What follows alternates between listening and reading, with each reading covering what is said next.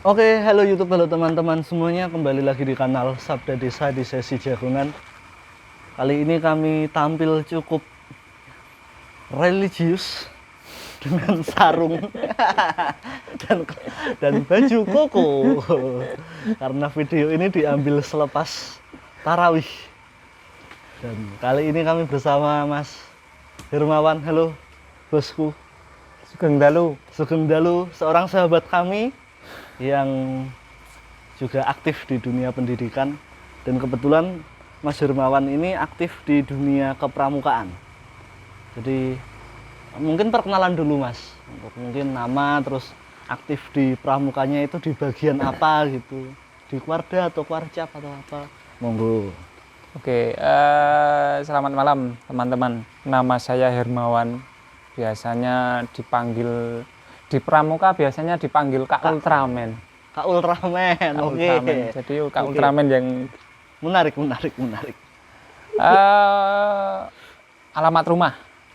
alamat rumah ada di Seyegan. Saya aktif di Kwarcap, Kuartir Cabang Sleman. Saya ada di Pramuka Peduli. Oke. Jadi ada saka-saka dan ada organisasi yang membidangi lain. Tapi untuk saya aktif di kepengurusan Pramuka Peduli. Tadi sampean cerita aktif di Kwarcap ya. Sebenarnya keorganisasian di Pramuka itu ada tingkatannya bagaimana? Kan ada Kwarcap, Kwarda dan lain sebagainya, itu paling bawah apa, terus yang paling tinggi itu bagaimana sih sebenarnya? Baik, saya menerangkan di bagian bawah dulu ya. Di bagian bawah itu tingkatnya ada di sekolah atau gugus depan. Jadi pengertiannya seperti ini. Jadi pramuka itu tidak hanya ada di sekolah-sekolah. Sebenarnya kalau di kampung itu ada. Lalu di masjid Juga ada. bisa diadakan yang namanya pramuka. Berarti pramuka itu tidak hanya bisa dibentuk atau dilakukan di sekolah. Iya, betul. Di masyarakat, di kampung gitu bisa, di masjid itu juga bisa. Betul sekali. Okay. Jadi sejarahnya dulu itu ketika dulu kalau pernah dengar Bapak Pramuka Indonesia itu siapa? Jadi di sana waktu itu masih dijabat oleh Pak Sri Sultan Hamengkubuwono yang ke-9. Jadi di sana itu dulunya dibentuklah namanya pramuka di masyarakat atau di desa-desa ini ada. Tapi karena di situ mungkin desa mungkin sudah ada ya beberapa organisasi, mungkin nanti tabrakan dengan Karang Taruna atau organisasi lain. Okay. Mungkin dari situ memfokuskan untuk di sekolah-sekolah. Demikian. Jadi dari paling bawah adalah masyarakat atau sekolah. Yang itu gugus depan itu tadi. Gugus depan. Terus atasnya gugus depan istilah keorganisasiannya apa? Di atasnya nanti ada kuartir ranting. Yang namanya ranting itu ada di kecamatan. Oh, di kecamatan. Ya, kuartir ranting. Atasnya lagi ada Kwarcap. Kwarcap itu kabupaten. Ya, kuartir yang ranting. Di provinsi namanya? Di provinsi di sana ada Kwarda. Oke. Sampai terakhir paling atas itu ada Kwarnas. Kwarnas nasional ya? Nasional. Siap. Kita ngomongin, coba kita ke pengertiannya dulu aja Mas. Kan mungkin kan banyak dari kita yang taunya pramuka itu seragamnya seperti itu, kegiatan ekstrakurikuler kan gitu kan, diajarin tali temali, atau mungkin kalau kita ngomongin kegiatan yang paling identik kemah gitu kan. Kemah, ya. Sebenarnya ajaran pramuka itu intinya apa Mas? Kalau yang diajarkan di sekolah-sekolah itu ngajarin apa sih aslinya? Apa cuman kan juga nggak cuma tali temali, mendirikan tenda kan nggak juga ya gitu. Sebenarnya apa sih yang intinya itu? Jadi di sana sebenarnya pramuka itu melingkupi mata pelajaran semuanya. semua mata pelajaran. Semuanya. Jadi di sana itu saya contohkan di pembelajaran ya.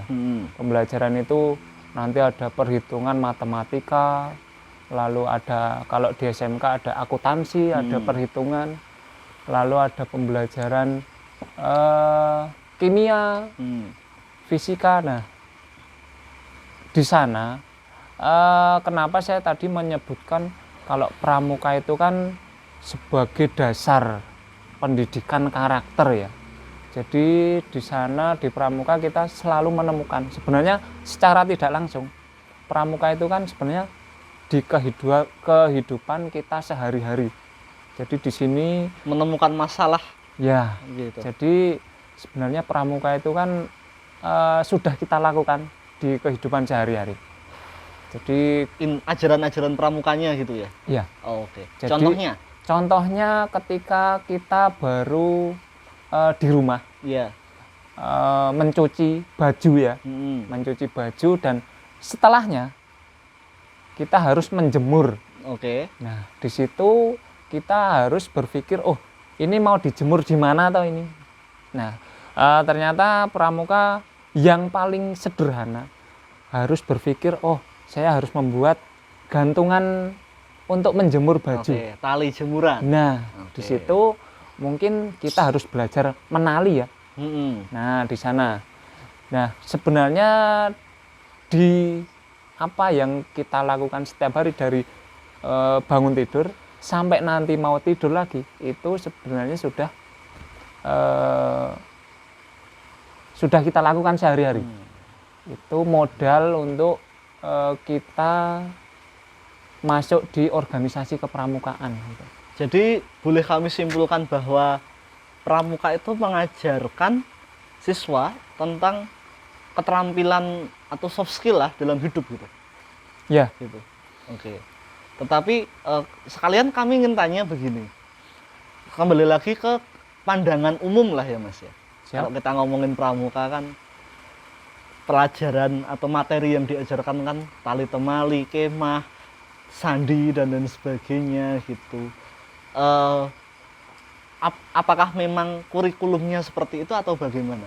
Sehingga kemudian kita identiknya gitu loh. Pramuka itu diajarin tali temali dan lain sebagainya. Walaupun memang ada beberapa kegiatan pramuka yang mungkin karena apa istilahnya instruktur atau apa gurunya gitu yang kemudian mengajak anak-anaknya susur alam dan lain sebagainya kan ada gitu. Nah itu gimana? Oke, sebenarnya? baik. Kembali sedikit ya sejarah ya. Sejarah beberapa tahun yang lalu di sekolah-sekolah mata pelajaran ekstra wajib. Jadi setiap sekolah itu diwajibkan mempunyai atau ekstrakuler ini dijadikan sebagai ekstra atau mata pelajaran wajib yang harus diikuti setiap siswa. Jadi di sana mungkin sekitar baru beberapa tahun yang lalu itu ada instruksi dari Kuarnas dan di situ Kuarnasnya kebetulan masih Kak Adiaksa Daud. Nah, di sana dari sana ada instruksi kalau ekstra pramuka ini harus wajib diikutkan di mata pelajaran setiap sekolah. Nah, jangan salah. Jadi kita di sekolah itu sudah ada yang namanya TK ya, ada SD, ada SMP, SMA atau SMK, lalu di perguruan tinggi. Nah, di paling bawah beberapa tahun yang lalu ternyata pramuka ini masuk di paling bawahnya TK. Jadi di TK berarti di TK sudah ada gitu.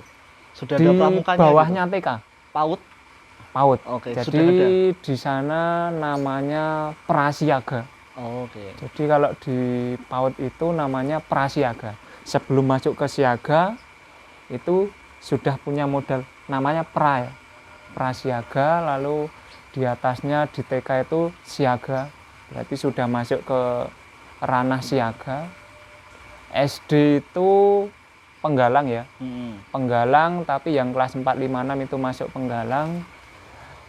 SMP masih penggalang, sampai lulus baru ke penegak. Oke. Jadi urutannya seperti itu, sampai di perguruan tinggi. Ada penegak, ada pandega. Nah, di sana.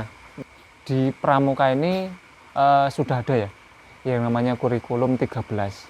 Jadi kurikulum 2013 ini menyangkut apa yang mau diajarkan. Jadi guru atau pembina pramuka ini sudah harus sebelum mengajar harus nonton nih, bukan hanya nonton ya, harus mengikuti atau mengikuti diklat. Diklat itu ada diklat dasar, ada diklat lanjut, sampai nanti ada diklat-diklat untuk masuk ke pelatih. Nah, di sana di dasar itu namanya kursus mahir dasar. Jadi di situ orang atau yang mau terlibat di dunia kepramukaan wajib harus mengikuti kursus mahir dasar. Nah, di sana diajarkan beberapa ya termasuk kurikulum. Jadi kita diajari sama pelatih untuk mengikuti yang namanya nanti pembelajaran tentang P3K. Itu oke. ada kurikulumnya. Untuk di tali temali ini yang perlu diajarkan itu apa saja ada di sana. Oke. Lalu sampai ke sandi ada. Sandi Morse dan Ya. lain sebagainya itu ya. Nah, ini ternyata sandi ini bisa dimodifikasi, Mas. Jadi dimodifikasi Sesuai kebutuhan gitu ya. ya. Jadi Oke. agar peserta didik ini mulai tertarik. Jadi Oke. contohnya seperti ini. Kalau dulu sandi itu hanya ada sandi peluit, ada sandi rumput yang Iya, bentuknya seperti itu Iya. kan. lalu. Nah, di sini ternyata kreativitas pembina setelah mengikuti kursus mahir dasar ini bermunculan inovasinya. Di sana saya mencontohkan satu aja, di situ ada namanya sandi hujan. Sandi hujan turun. Nah, di sana ternyata sandi yang biasa saja ternyata bisa dimodifikasi menjadi sandi hujan. Nah, kok bisa? Nah, di sana ternyata dulu saya juga masih belum paham kok namanya sandi hujan ya. Karena dulu hujan itu kan turunnya dari atas nih ya. Iya.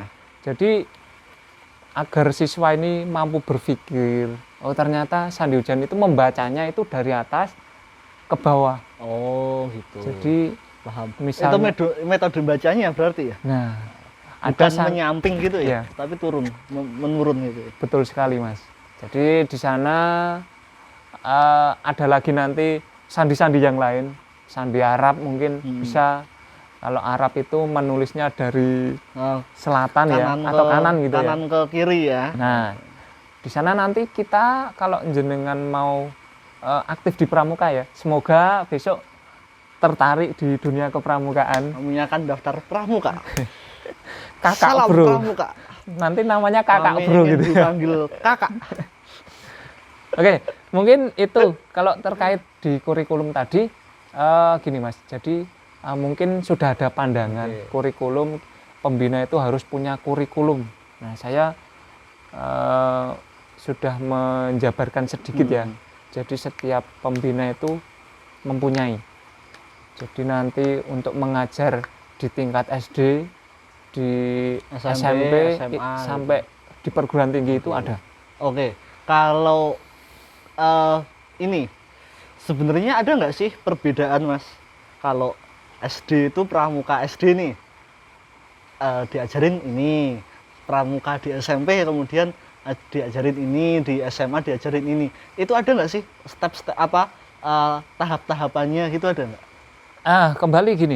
Kembali ke yang saya jelaskan tadi. Di SD itu ada, kalau tadi di tingkatan paling bawah ada prasiaga, Ya, di PAUD itu siaga, tadi ya. ya. Oke. Terus di SD ini ada siaga dan penggalang. Oke. Yang dibedakan kelasnya ya kalau nggak salah ya. Ya, Kelas 1 sampai 3. Ya, kelas Oke. 1 sampai 3 itu siaga. Nah, di sana nanti di kelas 4 menemui namanya tingkatan penggalang ramu. Jadi penggalang itu ada 3. Oke. Ada penggalang ramu, Oke. nanti masuk atau naik tingkat ke rakit, Ya. lalu sampai penggalang terakhir itu ada terap. Jadi ramu, rakit, terap. Itu per kelas berarti ya? 4 Jadi- ramu, kelas 4 ramu gitu enggak?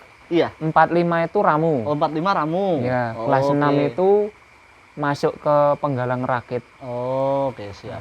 Lalu nanti seterusnya sampai lulus di SMP itu wajib penggalang itu harus sudah minimal atau maksimal itu sudah melaksanakan atau memiliki tingkatan ramu, rakit, terap. Nah, di sana Oke.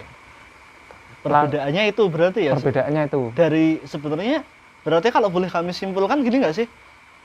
Dari apa?